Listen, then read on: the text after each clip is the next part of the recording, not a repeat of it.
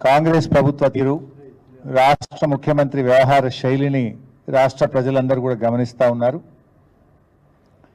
రేవంత్ రెడ్డి తీరు ఎట్లా ఉందంటే, దొంగతనం చేసిన దొంగనే జనంలో పడి దొంగ దొంగ అని బిగ్గరగా వచ్చిందట. ఇవాళ రేవంత్ రెడ్డి తీరు కూడా అట్లా ఉంది. రుణమాఫీకి ఎగనామం పెట్టిండు, పైగా రుణమాఫీ చేసినట్టు పోజులు కొడుతున్నాడు.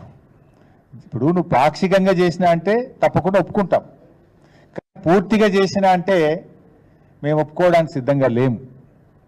నువ్వు ఆగస్టు 15లోగా రుణమాఫీ మొత్తం చేసి తీరుతా అని దేవుళ్ళ మీద ఒట్లు పెట్టినావు, కానీ చేసింది ఏంది? పాక్షికంగా మాత్రమే చేసినావు.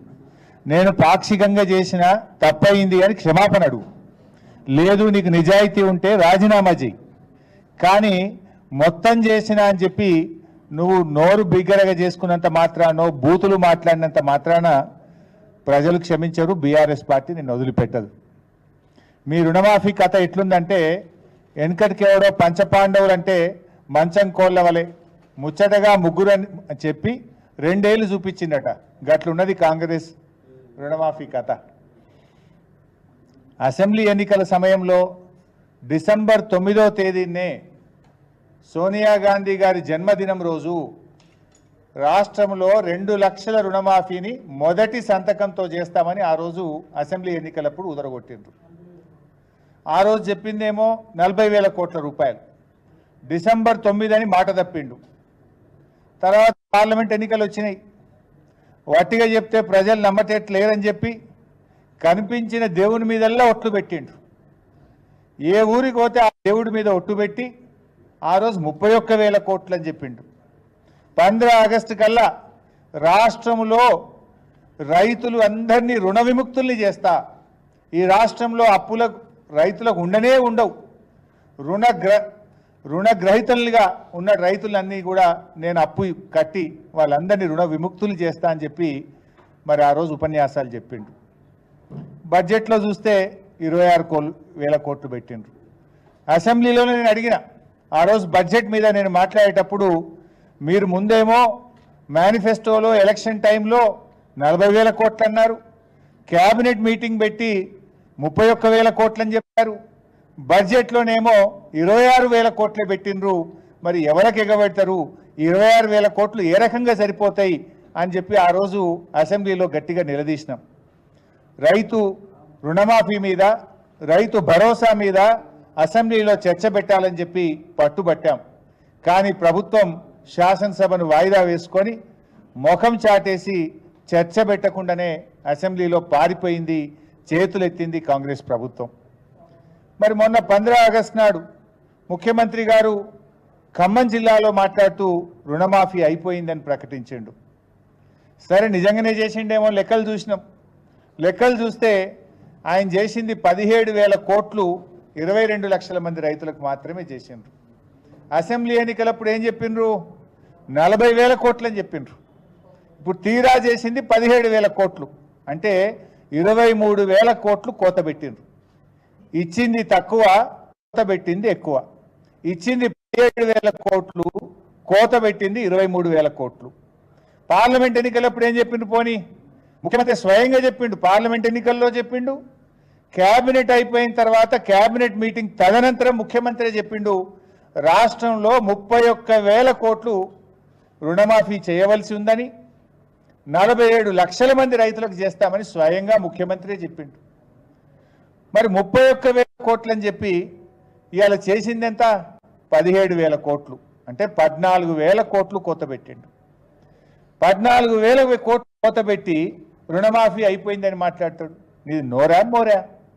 ముఖ్యమంత్రి ఏం మాట్లాడిండో కూడా ఒకసారి చూపిద్దాం, మీరే చూడండి ఒకసారి.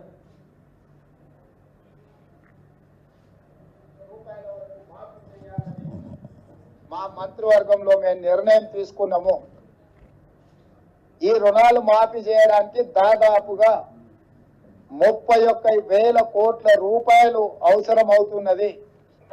జూలై 18న మొదలు పెడితే ఇవాళ 15 ఆగస్టు, సరిగ్గా 27 రోజుల్లో 18,000 కోట్ల రూపాయలు రైతుల ఖాతాలోకి బదిలీ చేసిన ప్రభుత్వం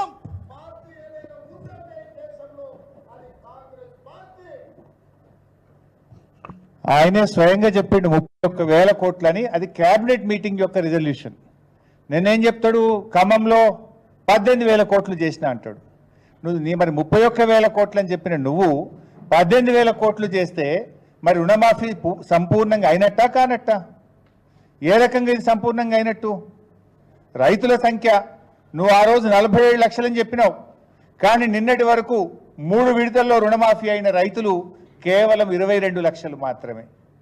అంటే 47 లక్షల రైతులు అని చెప్పి నువ్వు 22 లక్షల మంది రైతులకు మాత్రమే రుణమాఫీ చేసినావు.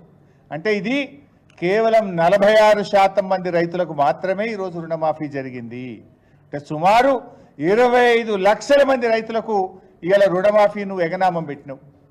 25 లక్షల మందికి రుణమాఫీ చేయకుండా 54% రైతులకు రుణమాఫీ చేయకుండా నువ్వు రుణమాఫీ అయిపోయిందని చెప్పి గొంతు బిగ్గ చేసుకొని అరిచినంత మాత్రాన రుణమాఫీ జరుగుతుందా?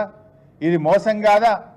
ఇంకా ఈయనేదో గొప్ప పని చేసినట్టు ఈ పాటి పనికి సిగ్గు లేకుండా ఆయన 100 మాదిగలు కలిసి రుణమాఫీ చేసినామని చెప్పి సంకల్పం గుద్దుకుంటున్నారు.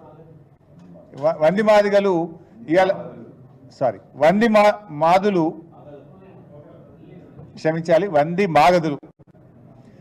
మాగదులు రుణమాఫీ పూర్తయిందని ఈరోజు వాళ్ళు సంకల్పం గుద్దుకుంటున్నారు. నిజంగా అయింది ఎంత?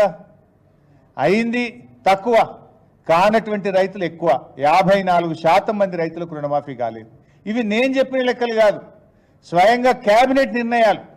కేబినెట్ అయిన తర్వాత ముఖ్యమంత్రి చెప్పిండు ఇది 31,000 కోట్లని 47 లక్షల మంది రైతులకు రుణమాఫీ చేస్తాం ఆగస్టు 15లోగా అన్నారు. కేబినెట్ నిర్ణయం అన్నారు, కానీ చేసింది 17,000 కోట్లు, జరిగింది 22 లక్షల మంది రైతులకు. అంటే ఈ ప్రభుత్వం ఇవాళ రుణమాఫీ విషయంలో పూర్తిగా ఫెయిల్ అయిపోయిందని చెప్పి మనం చక్కగా చెప్పుకోవడానికి అవకాశం ఉంది. ఇప్పుడు ఎట్లుందంటే చెప్పటోనికి చెవుడైనా వినటోనికన్నా వివేకం ఉంటుంది కదా. నువ్వు నీ ముఖ్యమంత్రి కుర్చీలో కూర్చున్న నోటికొచ్చిన మాట్లాడతావు, కానీ వినే ప్రజలు నేనేమనుకోవాలి? ఆ పదవికి ఉన్న గౌరవం పోదా? నువ్వు క్యాబినెట్లో చెప్పిందేమో 31,000, 17,000 కోట్లు చేసి రుణమాఫీ చేసిన అంటే ఇది ప్రజలను, రైతులను, ఈ రాష్ట్రాన్ని తప్పుదో పట్టించడం తప్ప ఇంకోటి కాదు. అయినా ఇంకో మాట, గతంలో మా ప్రభుత్వం ఉన్నప్పుడు ₹1,00,000 రుణమాఫీ చేస్తే 36 లక్షల మంది రైతులకు రుణమాఫీ జరిగింది. ఆ రోజు 17,000 కోట్లు చేశాం. మరి నువ్వు 2 లక్షలకు రుణమాఫీ చేస్తే సంఖ్య పెరుగుతుందా తగ్గుతుందా? నువ్వు 2 లక్షల రుణమాఫీకి చేస్తే ఇప్పుడు నువ్వు ఎంతమందికి అయిందంటున్నావు? 22 లక్షల మందికి అయిందంటున్నావు. మరి 36 నుంచి 22 అంటే 14 లక్షల మంది తగ్గుతారు ఎక్కడన్నా? మేము ఆనాడు ₹1,00,000 రుణమాఫీ చేస్తే 36 లక్షల మంది రైతులకైంది.